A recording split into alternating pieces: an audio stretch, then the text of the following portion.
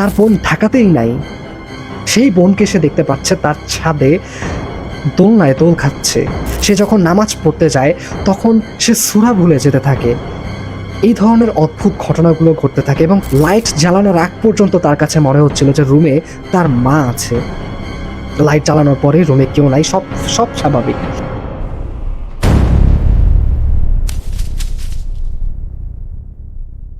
সবাইকে স্বাগতম করছি হন্টেড স্টুডিওর আরও একটি এপিসোডে। আশা করছি আপনারা সবাই ভালো আছেন। আপনারা শুনছেন হন্টেড স্টুডিও, আমি ইব্রাহিম আছি আপনাদের সাথে এবং আজকে একটি অদ্ভুত ঘটনা নিয়ে আপনাদের সবার সামনে হাজির হয়েছি।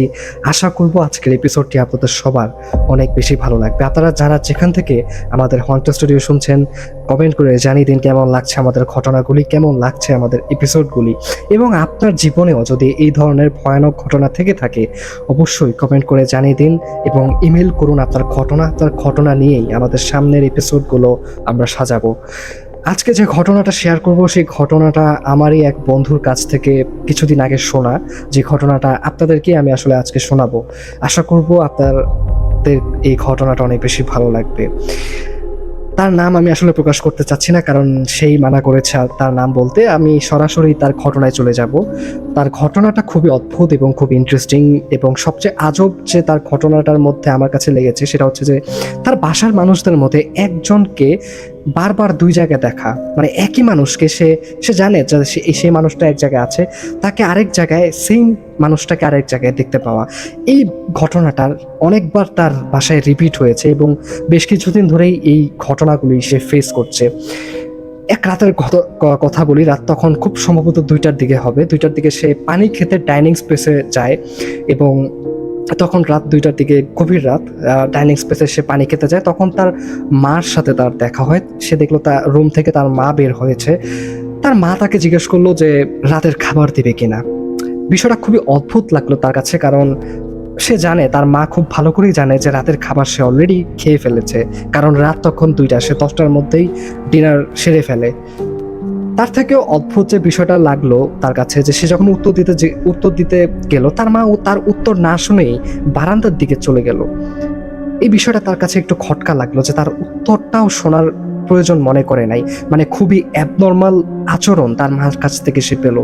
এবং তার থেকে অদ্ভুত যে বিষয়টি সে আমাকে বলছিল, যে সে দেখতেছে যে তার মা যখন হাঁটতেছে, কি তার মার পা সে দেখতে পাচ্ছে না, মানে তার মা ভেসে ভেসে যাচ্ছে, এটা তার কাছে মনে হচ্ছে যে তার মার পা সে দেখতে পাচ্ছিল না। এটা এক রাতের ঘটনা গেল। তাদের বাসায় ছাদে একটা লোহার একটা দোলনা রয়েছে, যে দোলনাটার থেকে বেশ বিকট একটি শব্দ হয়, কারণ দোলনাটা বেশ পুরনো এবং লোহার দোলনা হওয়ার কারণে সেই দোলনাটা যখন কেউ ব্যবহার করে সেই দোলনা থেকে খুব বাজে একটি সাউন্ড হয়। প্রত্যেক রাতে 3টার দিকে সে এই সাউন্ডটা শুনতে পেত, এবং সবচেয়ে ইন্টারেস্টিং যে বিষয়টা, শব্দটা শুধু সেই শুনতে পেত, বাসার আর কেউ সেই শব্দটা শুনতে পেত না। এমনকি পুরো বিল্ডিংয়ে এই সাউন্ডটা আর কেউ শুনতে পেত না। ঠিক রাত 3টার দিকে দোলনায় এই সাউন্ডটা শোনা যেত, এবং এক রাতে সে বিরক্তি নিয়ে বাসা থেকে বের হয়, ছাদে যায়, এবং সে যখন ছাদে গিয়ে দেখে, সে যেটা দেখতে পায় সেটা হচ্ছে যে তার বোন অন্যদিকে তাকিয়ে সে দোলনায় দোল খাচ্ছে। তার বড় বোন, যে কিনা অলরেডি চট্টগ্রামে, এবং এই সিনটা দেখে সে খুবই ভয় পায়, কারণ তার বোন চট্টগ্রামে হলে, ইউনিভার্সিটিতে, তার বোন ঢাকাতেই নাই। সেই বোনকে সে দেখতে পাচ্ছে তার ছাদে দোলনায় দোল খাচ্ছে। বিষয়টা কতটা ক্রিপি এবং কতটা হরিয়েবল লাগলো তার কাছে, সে আমাকে খুবই বলতেছিল যে এই ধরনের কোনো সিন যে সে দেখবে বা এই ধরনের কিছু যে সে কখনো দেখবে, এটা কখনো সে আশা করে নাই, কখনোই এক্সপেক্ট করে নাই এই ধরনের সিন যে তাকে দেখতে হবে।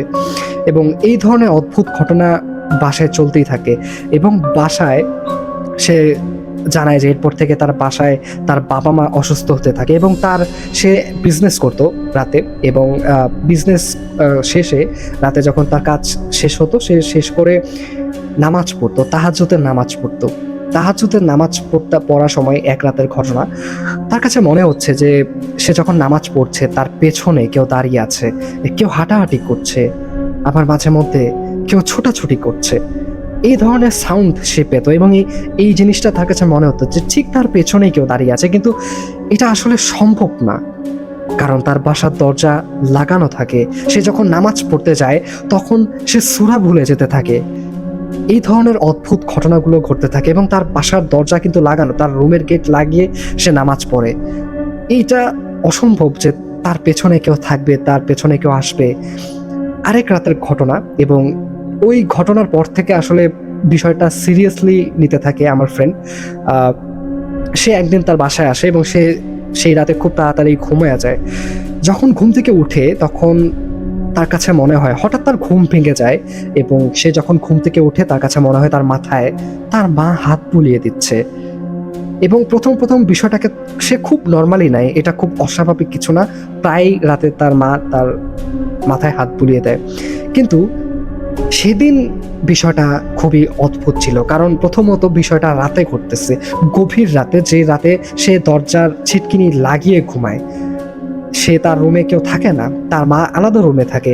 সো এটা কোনোভাবেই পসিবল না। এবং প্রথম সে বিষয়টাকে তোয়াক্কা করে নাই, কিন্তু ঘুমের ঘোরে ছিল। এরপর যখন তার হুঁশ ফিরে তখন তার মনে হয় যে তার মা তো তার রুমে আসার কথা না, কারণ রুমে ছিটকিনি বন্ধ, এটা তো পসিবল না। এবং এটা ভাবতে ভাবতেই সে দেখে রুম অন্ধকার। সে যখন উঠে বসে, রুমে লাইট জ্বালায়, রুমে সে কাউকে দেখতে পায় না, একটা মানুষও তার রুমে নাই, সবকিছু স্বাভাবিক। লাইট জ্বালানোর আগ পর্যন্ত তার কাছে মনে হচ্ছিল যে রুমে তার মা আছে। লাইট জ্বালানোর পরে রুমে কেউ নাই, সব সব স্বাভাবিক। এই ঘটনার পর থেকে আসলে সে ভাবতে থাকে যে তার বাসায় সমস্যা। এবং আমি শিওর আপনারা যারা এই ঘটনাটা শুনছেন সবাই ভাবছেন যে বাসায় হয়তো কোনো না কোনো ঝামেলা আছে। কিন্তু এরপরে তাদের এক পরিচিত হুজুর আছে যার কাছ থেকে বেশ কিছু তদবির পাওয়া যায় যে ঘটনাটা আসলে বাসায় না, সমস্যাটা আসলে বাসায় না, সমস্যাটা তার ফ্যামিলিগত। এবং এরপরেই তাদের সেই হুজুরের মাধ্যমে বেশ কিছু তদবির পাওয়া যায়, বেশ কিছু সলিউশন পাওয়া যায়। এবং সে হুজুর বেশ কিছু তাদের বাসায় বেশ কিছু কোণা মেনশন করে দেয় এবং সেই জায়গায় তাবিজ খুঁজতে বলে। এবং খুবই ইন্টারেস্টিং যে যে জায়গায় তাদের সেই হুজুর কিন্তু সেই বাসাতেও আসেনি। খুব ইন্টারেস্টিং যে সেই বাসায় যে জায়গায় হুজুর বলেছিল যে তাবিজ পাওয়া যেতে পারে, ঠিক সেই জায়গাতেই তাবিজ পাওয়া যায়। এই বিষয়টা আমার কাছে খুবই অদ্ভুত লেগেছে এবং আমি শিওর যে আপনাদের কাছেও এই বিষয়টা খুবই অদ্ভুত লাগবে। এবং সেই তাবিজগুলো যখন হুজুরের কাছে নেওয়া হয়, সেই তাবিজগুলো হুজুর যতটুকু সে আমাকে বলে, সে সঠিক জানে না, তবে যতটুকু তার বাবা মা তাকে জানায় যে তাবিজগুলো নাকি শেষ পর্যন্ত পুড়িয়ে ফেলা হয়।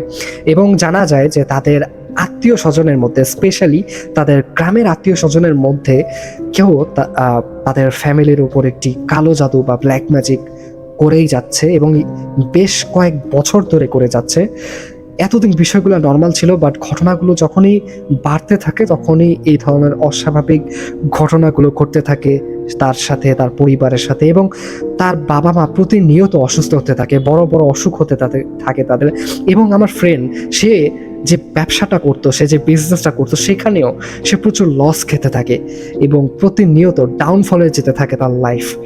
এই ঘটনাগুলি এখনো শেষ হয়নি, এখনো মাঝে মধ্যে বেশ কিছু ভৌতিক ঘটনা তার বাসায় ঘটে। এখনো পুরোপুরিভাবে এই ঘটনাটা শেষ হয়নি, এখনো পুরোপুরিভাবে এই ব্ল্যাক ম্যাজিক থেকে প্রতিকার পাওয়া যায়নি। তবে এতটুকু ঘটনা সে আমার সাথে শেয়ার করেছিল, ভাবলাম এবং সে বলেছিল যে এই ঘটনাটা আমি যাতে এই এপিসোডে আপনাদের সবার সাথে শেয়ার করি। এই ছিল ঘটনা। আমি জানি না আপনাদের কাছে কেমন লেগেছে, ঘটনাটা খুবই ছোট করেই বললাম, আশা করবো আপনাদের ঘটনাটি ভালো লেগেছে। এবং সে জানিয়েছে যে আরও বেশ কিছু ঘটনা তার বাসায় ঘটে যায় এবং ছোটবেলাও বেশ কিছু ঘটনা তার আছে সেই বাসাতেই, এবং প্রতিনিয়ত ঘটনা ঘটে যাচ্ছে। কয়েকদিন পরপরই অস্বাভাবিক ঘটনা ঘটে যায় তার বাসায়, তার বাবা মার সাথে, তার সাথে। এবং সেই সব ঘটনাগুলো সে আমাকে জানাবে, লিখে পাঠাবে, এবং সেই ঘটনা আপনারা শুনবেন আশা করি। এই ছিল ঘটনা। আমি জানি না আপনাদের কেমন লেগেছে, কমেন্ট করে অবশ্যই জানাবেন কেমন লেগেছে এই ঘটনাগুলি। এবং আমার কাছে বেশ অদ্ভুত লেগেছে বলেই আমি আপনাদের এই ঘটনাটি শেয়ার করলাম।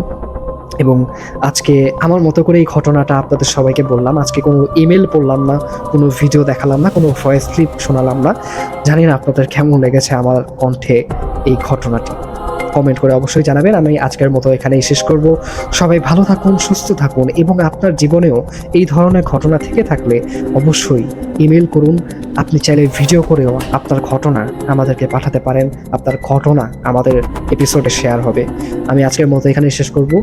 সবাই থাকুন ভালো এবং আপনার ঘটনার অপেক্ষায় আমি থাকবো এবং এপিসোডটি কেমন লাগলো অবশ্যই কমেন্ট করে জানিয়ে দিতে ভুলবেন না। সবাই ভালো থাকুন, সুস্থ থাকুন এবং হন্ট স্টুডিওর সাথেই থাকুন। আমি আজকের মতো এখানেই শেষ করছি। আমি ইব্রাহিম। আল্লাহ হাফেজ।